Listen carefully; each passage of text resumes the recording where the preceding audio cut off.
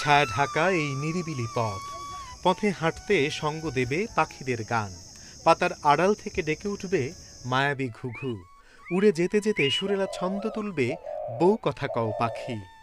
যেদিকে চোখ যায় শুধু সবুজ আর সবুজ। মায়াময় এই গ্রামেই জন্মেছিলেন হাজার বছরের শ্রেষ্ঠ বাঙালি জাতির পিতা বঙ্গবন্ধু শেখ মুজিবুর রহমান।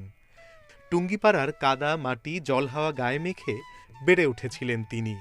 সবুজে ঘেরা আর ফুলে ফুলে ছাওয়া টুঙ্গিপাড়াতেই অনন্ত শয্যায় ঘুমিয়ে আছেন বাঙালির এই মুক্তিদূত। মধুমতির অসংখ্য শাখা নদীর একটি বাইগার, এই বাইগার নদীর তীর ঘেঁষে ছবির মতো সাজানো সুন্দর গ্রাম টুঙ্গিপাড়া। গোপালগঞ্জ জেলার টুঙ্গিপাড়া গ্রাম আজ বাঙালির তীর্থভূমি। বাঙালি মাত্রই যেন নিজেকে ফিরে পায় এই গ্রামে এলে। পাখির কলকাকলি মুখরিত এই সবুজ অভয়ারণ্যে মুহূর্তেই সতেজ হয়ে ওঠে প্রাণ। বঙ্গবন্ধুর সমাধি কমপ্লেক্সে যাবার পথের দুধারে আছে নারিকেল, আম, লিচু, সবেদা, চালতা, আমলকি, বহেরা, অর্জুন, চম্বর, বট, মেহগুনি, কেয়া, দেবদারু, অশ্বত্থ, জারুল, শিশু, তাল, হিজল ও তমাল তরু। আছে রাধাচূড়া, কৃষ্ণচূড়া, সোনালু, হাসনাহেনা, রঙ্গন, জুই, টগর ও বকসহ আরও নানান ফুলের গাছের সারি। খালে বিলে ফুটে আছে লাল শাপলা আর পদ্ম।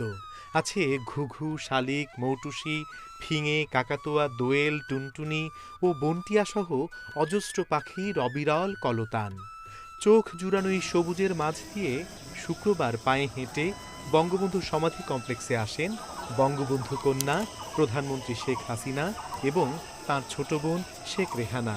ফিরেও যান এই পথ ধরে।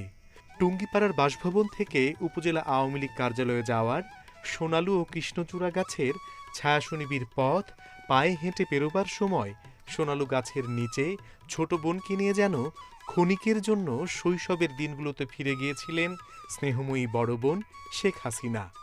দুই বোনের শৈশব কৈশোরের অনেক স্মৃতি রয়েছে টুঙ্গিপাড়ায়, তাই বারবার ছুটে আসেন তারা নিজেদের শেকড়ের কাছে।